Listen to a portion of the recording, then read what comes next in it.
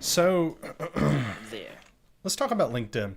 I need to hire. Let's- I need to hire a bunch of people. Yes. Have you pushed the button? Because YouTube's not even live. Yeah. Oh, there we go. Never mind. No, it's right there. So I need to hire people. And I don't understand why LinkedIn just doesn't magically bring them to me.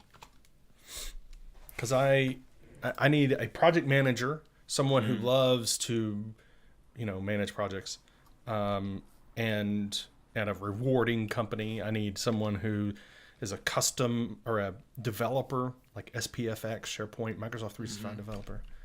I need a information architect. I need to hire people and good people. And I want LinkedIn to help.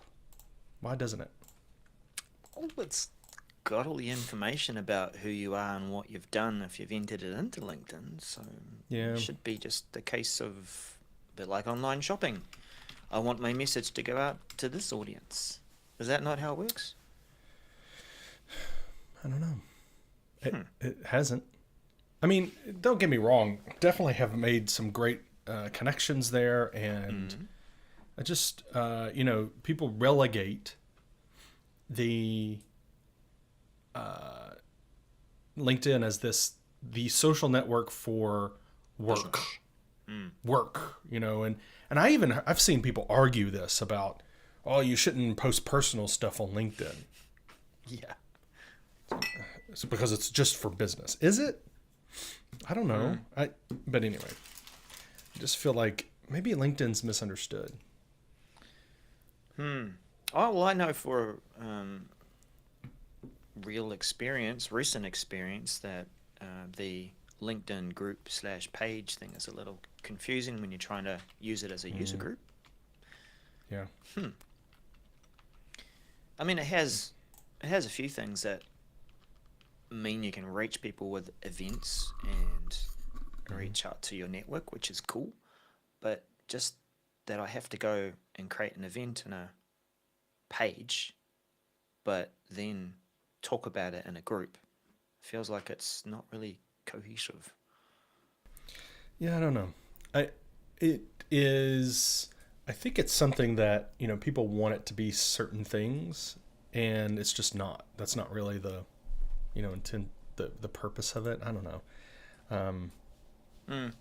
It never was really good with, I don't think, with like groups and bringing people together as a community. I don't think it has been, unfortunately. Well, I've rediscovered as a group owner that you can post something and say promote this to your group users or recommend it, but it's not too obvious. Well, we're at time. Shall we join? Shall we go, Heidi? I know that you're right there. So, is she nodding? I think she's nodding. I think she is. All right. Well, let's do this. Thanks, Heidi. Thanks for the nudge.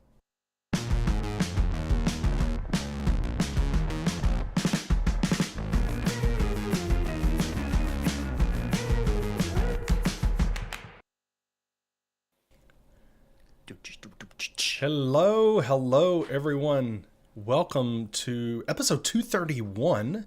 This year is going by fast, Daryl. I believe it's going a bit quick, because here we are, the last episode of February, and we have definitely some fun things to talk about.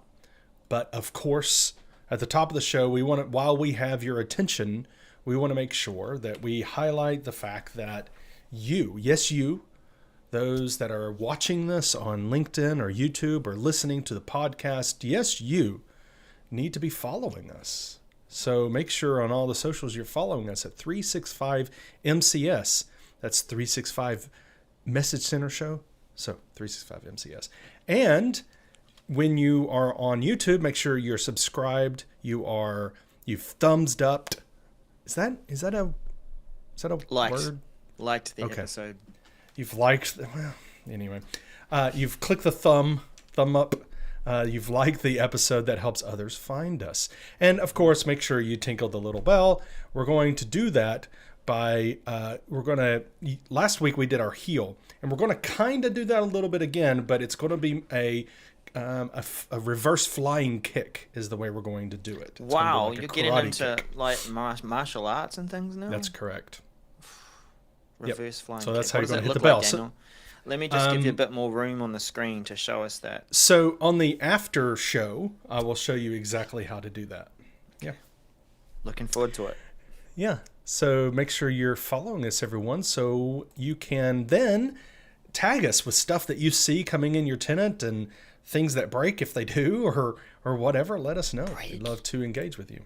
No, nothing ever breaks. No, it's more a case of something arriving but not knowing about it. That'd be Right. more likely. Something. So let's dive in if you're okay with that. Oh, yeah, I'm okay with topic. that. Yep. Let's Get switch it? that on. Okay with that topic. I am okay with that. And nice segue there, Daniel. Yeah, we do have a few messages to get through, and some that we haven't seen some action for a while, like this one. Viva Topics. Use Syntex taxonomy to generate topics. MC335608. Remember what Syntex is? It's that partner kind of service. It's all part of the Viva Topics picture, which you can train to read the invoices and documents, and it will extract information and put it into the systems that you need it to. Quite clever, and been around for I think about 2, maybe 3 years now on that journey. And then topics, of course, is the place where you can surround knowledge around certain topics. They can be detected across your environments using AI.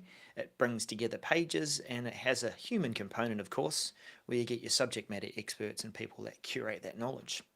So those two together, what is improving here? Well, Syntex, as you're scanning through these documents, will find certain keywords and things that you are, of course, going to mark as important, and potentially a category for a document or a category for certain things.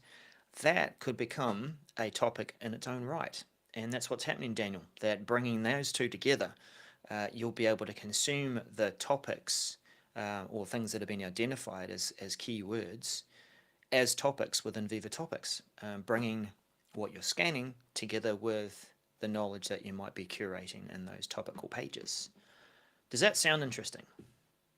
That sounds like a great topic. I think what is interesting on this is what we thought should be happening, or at least, what I thought should be happening with all of this is bringing this knowledge and information about topics, about content types and all of that, bringing that together so that we can be working together, right? That it shouldn't be silos or whatever. So that, yes, it makes sense to me, and I'm hoping that, for greater integration in the future too. Mm-hmm. So you have a process there. I mean, take a closer look at the message, but you can create topics from the terms that are detected within Syntex. You can go through that process and confirm or deny, decline or succeed. I think we were playing with the concept of what was it, when an invoice is accepted or declined, that maybe the topical page is Right. called declined. The answer is no. So let's set up a page for the answer of no, which Of no? yeah, like the Department of No. Come here. Yes. We've got a whole department Exactly. with subject matter experts on that. Completely off topic, but anyway. Well, speaking of saying no, Yes. next topic is site owners can manage requests for third-party apps on their sites. SharePoint Online.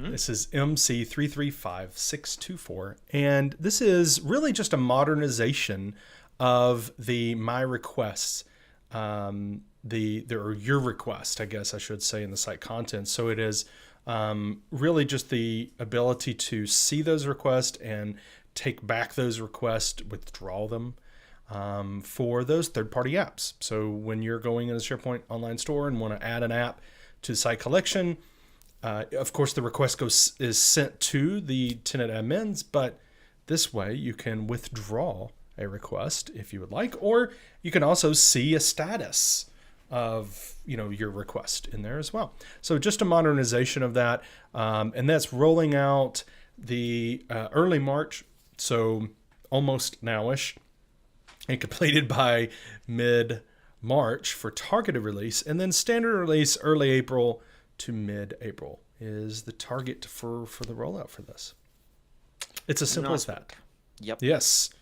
All right. Well, moving on to, I guess, another bit of managing the experience. Admin pinning for message extensions. This, of course, is talking about Microsoft Teams messaging extensions. MC336253. Remember those little thingos? I don't think this is the best picture here, but the little icons at the bottom when you're composing a message within Teams, and you've got the format button, which there's some default things that are there. One of my recently new favorites, Loop, has appeared there too. But you could have added other applications or messaging extensions to help you bring other content into a conversation. Polly, as an example. Maybe you want to run a poll. So these messaging extensions will be available for admins to pre-pin so that you can standardize what you want to offer to people in their messaging experience. And that would be across your conversations in chat and also within Teams conversations. So the screenshot we see is that messaging pinning experience for admins. I would drag across the window and show you what the composing experience is like, but I'm sure many of you have used that 10 times by now today. So just bring that out of your seared memory of what those look like. And think about some of those apps you might have added yourself. Would you suggest some of those be standardized across your organization to use? So that is rolling out mid-March and expected to be completed early April for admins to be able to pin these apps ahead of time. All right. So let's easily navigate. How about that? OneDrive, easily navigate to all your Teams files. MC336857. This is rolling out mid-March, so in a couple weeks, expected to complete by early April for targeted, and standard is early April through late April. This is your ability. So now you're able to go to OneDrive. So think OneDrive for the web, and you're able to see your SharePoint files. So you can go in and click on a SharePoint site's name, and it shows you the document library, the standard document library now, the default one. But you can switch between the document libraries of the site to see all your SharePoint files. Now we're going to be, with this rollout, we'll be seeing Your Teams section in the More Places area. So over there on the left-hand side of OneDrive Web. What? Sorry, where? On the left-hand side. I can't tell. There's no image here, Daniel. There is no image, so it'd be really great if there was an image in this message to showcase where exactly that I can paint one for you if you want. No, that's okay. I think people can use their imagination. Interpretive. No. So, so if you feel so inclined, go ahead and you can give some feedback on this message and say, hey, it would be great to have a screenshot here. But just imagine where the SharePoint sites are. That's where the Teams are going to be. So you might want to let people know, maybe give a little blurb update or whatever to your users, whether it's in your newsletter or post a news item in Teams or in SharePoint, wherever you do that, to communicate that, hey, you're going to have access to your Teams files there as well. It's not a big change, it's not changing the behavior of something existing. So, but I think it's really cool. And it's in line with something we'll mention again soon. Yes, but first, let's get some insights in Viva. Yeah, well, and focus on that. You're on a roll today, man. Viva Insights. We know the thingo on the left-hand side, which tells us all about time that we should be setting aside to focus and whether we're staying in connection with our network and people. Up until now, we've had the ability to set or book focus time on the fly from Teams. So this update is allowing us to enroll in a plan. So not just every day or each week going through and saying, I'm going to book a block of focus time for this day. Like we can with Outlook, we'll be able to go in Teams and say, I want my focus plan to look like this. So you can book regular time, regular blocked time, and enroll in that plan and adjust that plan as needed. So this is a good update because it brings it into more parallel with the Outlook experience that we've been able to do for some time. And also means that you can protect your time without having to necessarily do that every day. Now, I've always thought, Daniel, this protect your time is an interesting label, because focus time, even though you schedule it and even though it picks up your status and changes it to do not disturb, we still find people book over the top of focus time, don't we?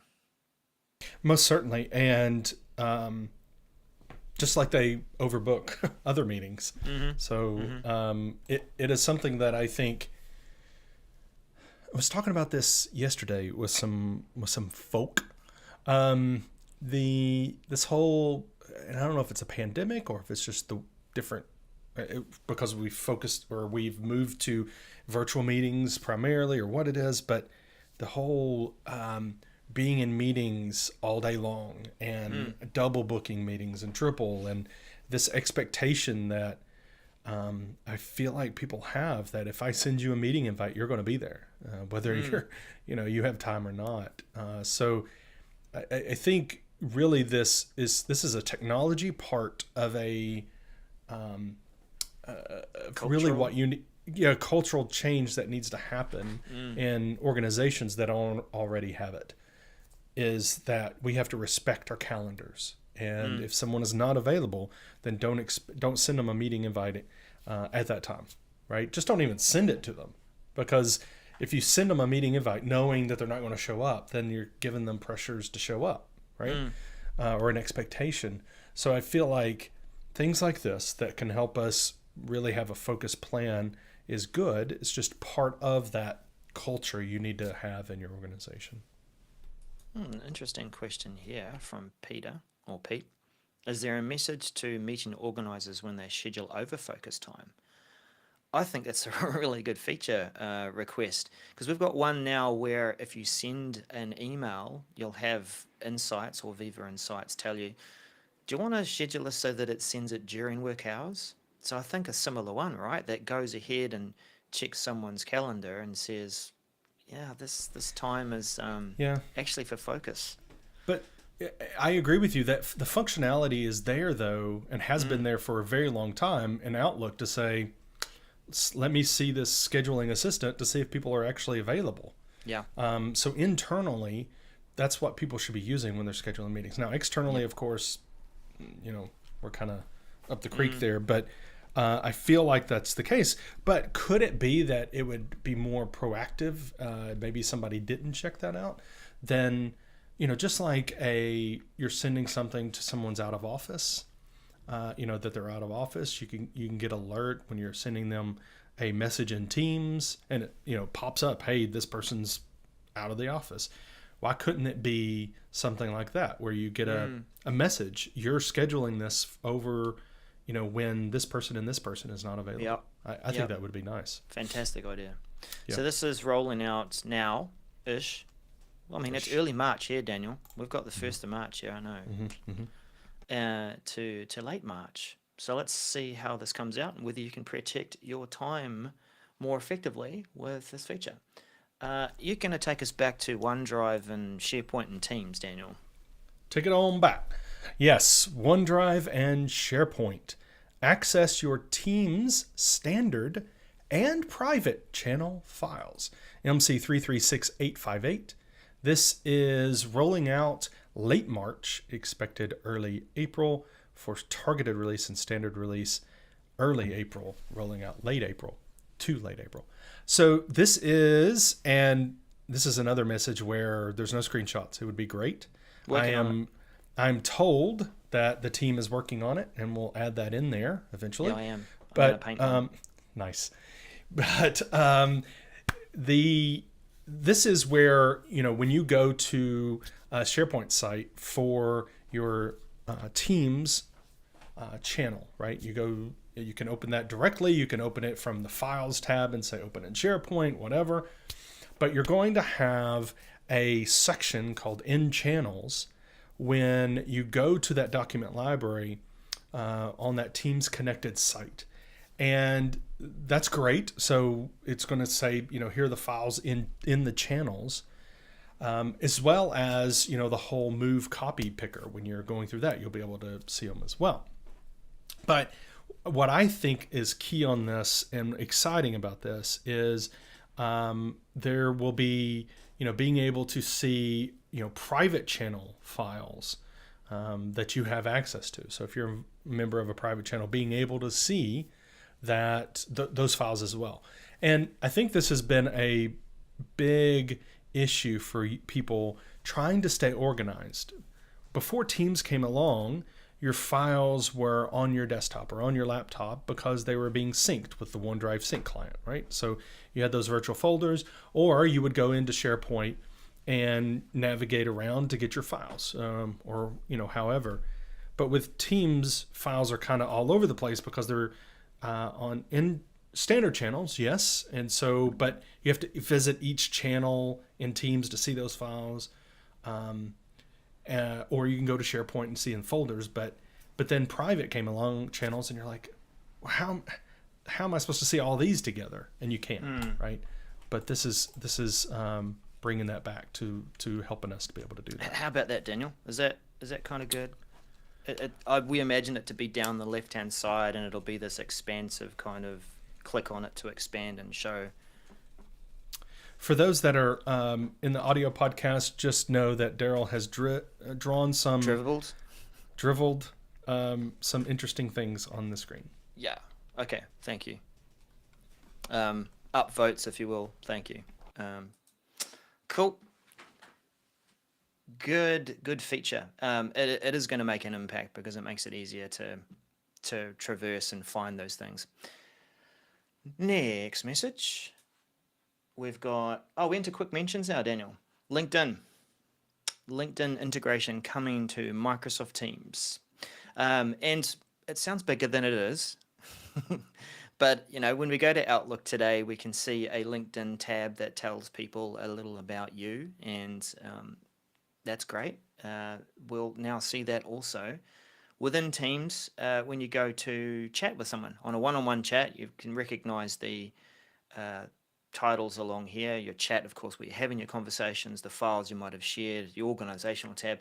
Right there at the end will be LinkedIn. So that'll present some of the LinkedIn information about the person you are chatting with.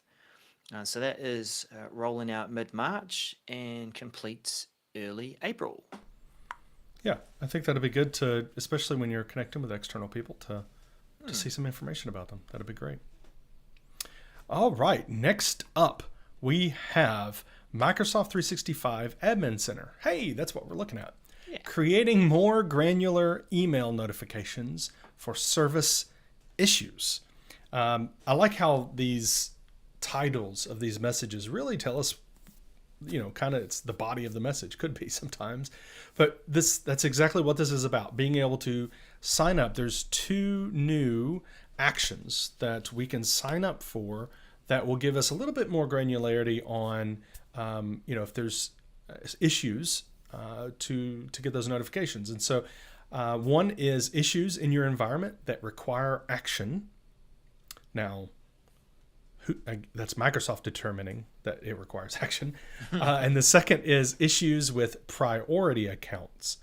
So that's in addition to the incidents and advisories that you can already sign up for. So again, this is just quickly giving you a couple more options to be a little more granular on what types of information that you'll get. So you don't have to, for instance, subscribe to all 4, right? You can not subscribe to things like advisories, but maybe you want to have those 2 new issue ones, getting notifications for those, then go ahead and sign up for those. Okay? It's that easy. Don't don't freak out. Just Did you click the did you know checkbox. that you could nominate accounts as priority accounts? Yes, there's this Cool. whole voting procedure, and it's like a pageant, and you Ah, have to tell about what you want to see in the world. So this is rolling out late February, which is now, and expected the rollout to be completed in late March. So it's going to be about a month rolling this out across all the organizations. So next quick mention is about cross cloud anonymous things. it is a little confusing when you read it. Teams desktop client cross cloud anonymous meeting join MC 335634. Some of us need to attend meetings across different clouds. Now, this is not the same as across tenants. This is when most of us, or a lot of us, are in a commercial cloud or an educational commercial cloud. But there are other clouds, your GCC, your GCC High, and your DoD. Those are entirely separate clouds, and sometimes we do need to attend meetings across those clouds. And we might choose to join those anonymously. So what's coming to this in this update is that you'll be able to do that from your team's desktop client. You have been able to do it from the web for a little while, but being able to do that from your desktop means you can easily switch over to that meeting and choose to be anonymous if you need to. So that is rolling out in standard and GCC in early March, nowish, and expect to be complete late March. GCC High and DoD rolling out early March, completed early May. So they take a little bit longer on that one to get through. Indeed. Yep, moving on to forms. Yeah, forms. Split, sending, and sharing entry point. I paused for the colon there. MC 335638, and I have a really good story about this and why this is a great thing. So in Forms, Microsoft Forms, when you go to share, as it is now, there is one sharing screen. And so there's a section where you can get a link to share the form for people to fill in, and then you can create a link to collaborate on it, meaning you're giving others edit permissions, and they can view the results right from the form entries. So what this is doing is actually removing that second part, the collaboration link. It's removing it from the share and putting it up into the settings ellipsis. So when you click on that, you'll be able to still do the same function. It's just they're moving that option. And the story I have, it's rolling out late February, so nowish, expected to be completed by late March. The story I have is I received a form to fill out from a company, and the form went out to, I don't know, hundreds of people. And I saw the email, and it was one of those chance opportunities where I actually had time to click on the link then. And so I did, and I opened it up, and I was like, oh, this is cool. And then I went, wait, I can view the results from this? What's going on? And then I realized I could actually edit the form. I'm like, oh, so I contacted them, and that's what they had done. Just haphazardly just gone in there and said, create a link, but it was under the collaboration, and then shared that link.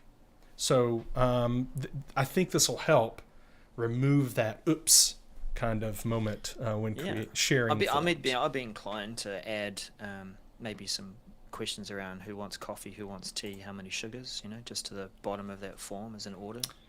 Yes, you would do something like that. I do understand. So what I want to learn about now, though, Daryl, is how we're going to enhance Yammer. This is a very wordy update that again, we'd have to get out the interpretive paintbrush and Bob Ross this thing. Enhancements to Yammer and interactive email notifications, MC 336223. Get through the wordiness, and I think it's I have to interpret this. I think it's about just making the information smaller and tighter, and I guess like a compact mode that we've had recently come to Teams, so that in Yammer email notifications, you'll see more information in that interactive email. I like the interactive emails. It means that if I don't have time to open up Yammer and interact with it, I can do it directly from the message. But there has been a limit to how much you can put into that space, and I think that's what it is. It's just a new layout. It'll look a bit more compact and display more information. It's just another message this week where we don't know what that looks like. So that is expected to roll out late February. So starting before-ish, and rolling out expected late or mid-March. Just keep an eye out for the Yammer emails in your Outlook, and you'll see. Yep. So this last message is not only the last message for today, but it is also a last message about Viva for today, because we've had, 3 of those now for this one. But before I dive in, I want to remind you to please like this episode, whether it's the video, audio podcast. Make sure you follow us on 365 MCS on all the socials. Go ahead and do that now. And if you could just share out a link, just share the link, whether it's to the YouTube video or to the audio podcast, just share the link out on social and tag us. We will give you much love back. So just go ahead and pause right now and do that. Just go ahead and share, whether it's on Twitter, Insta, Facebook, whatever. Just tag us, because we're there at 365 MCS. So this last message, top news card on Viva Connections Dashboard, MC336859. Now, we did an episode, I think it was July of last year, talking about SharePoint News Boost. And I will not go into detail on that whole boost thing because Daryl starts saying it at every time I say something like boost. He'll just jump in. So what this is, and if you want to hear that, go back to that episode. It's in July. So what this is the Viva Connections Dashboard. We're going to have a top news card available to us that when SharePoint News from your when you have a news from your organizational news site. So remember, you can say this site is a source for organizational news in SharePoint. And in SharePoint web parts, it shows up as bolded, and it has a background, which means it's this organizational news. So when you do that, though, you will also be able to, or it will show up in this new top news card for Viva Connections Dashboard, and will be boosted there as well, right? So one thing that I wanted to say, reading up on this and getting up to date, when we're boosting news, it's not really doing too much in SharePoint right now, but the plan is for it to, right? The plan is for it to boost in SharePoint News web parts and such. But this is where we're going to see that really show up and highlight that, hey, I think we can have up to 10 news items that are boosted in the organization. So this is just important stuff we want to highlight. It gives the internal comms people more control of what they want to show within the Viva Connections company feed, which is quite important because a lot of it's algorithm driven, and they want to be able to show that in the feed, so that when people open up their mobiles, this is something they really want everyone to know about. Maybe it's an operational update, so they can boost that for a period of time. Indeed. Well, that is our last item for this week. There's a lot there. And there's even some other stuff in there we didn't cover, like the content type modernization in SharePoint lists and libraries. So go check that out. It really isn't a different functionality, but bringing that to the modern view. So, there's others in there. Make sure you're reading those messages and communicating with your users on the updates that are coming that apply to them. But I think that we really covered the important ones.